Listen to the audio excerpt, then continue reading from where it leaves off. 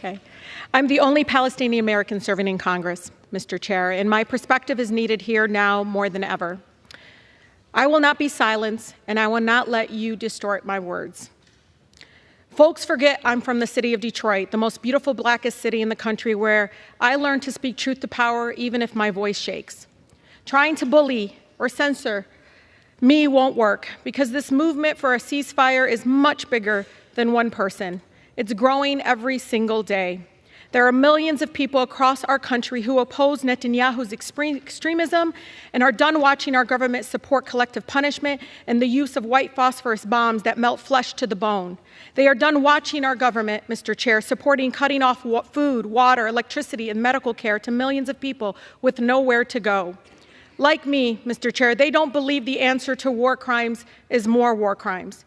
The refusal of Congress and the administration to acknowledge Palestinian lives is chipping away at my soul.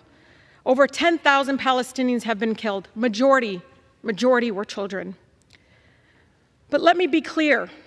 My criticism has always been of the Israeli government and Netanyahu's actions.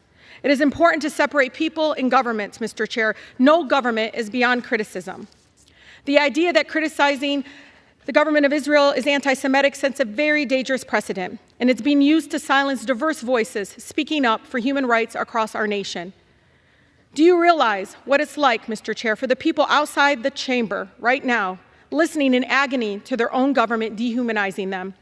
To hear the President of the United States we helped elect dispute death tolls as we see video after video of dead children and parents under rubble? Mr. Chair, do you know what it's like to fear rising hate crimes, to know how Islamophobia and anti-Semitism makes us all less safe, and worry that your own child might suffer the horrors that 6-year-old Wadia did in Illinois? I can't believe I have to say this, but Palestinian people are not disposable.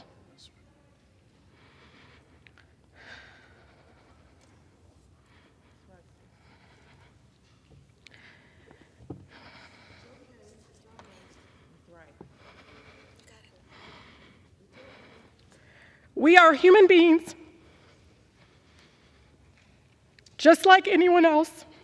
My city, my grandmother, like all Palestinians, just wants to live her life with freedom and human dignity we all deserve. Speaking up to save lives, Mr. Chair, no matter faith, no matter ethnicity, should not be controversial in this chamber. The cries of the Palestinian and Israeli children sound no different to me. What I don't understand is why the cries of Palestinians sound different to you all. We cannot lose our shared humanity, Mr. Chair. I hear the voices of advocates in Israel, in Palestine, across America, and around the world for peace.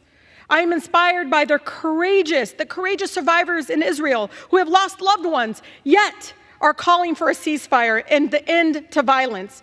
I am grateful to the people in the streets for the peace movement, with countless Jewish Americans across the country standing up and lovingly saying, "Not in our name."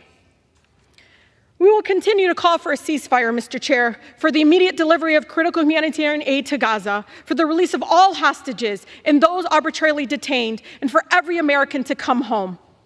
We will continue to work for a real lasting peace that upholds human rights and dignity of all people and centers in peaceful coexistence between Israelis and Palestinians, and censures no one, and ensures that no person, no child has to suffer or live in fear of violence.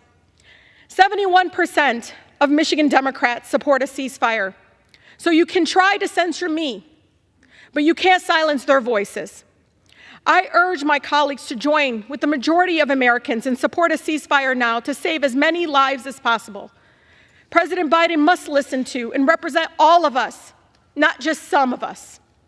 I urge the President to have the courage to call for a ceasefire and the end of killings. Thank you, and I yield. Gentlelady yields back. Gentleman from Maryland reserves.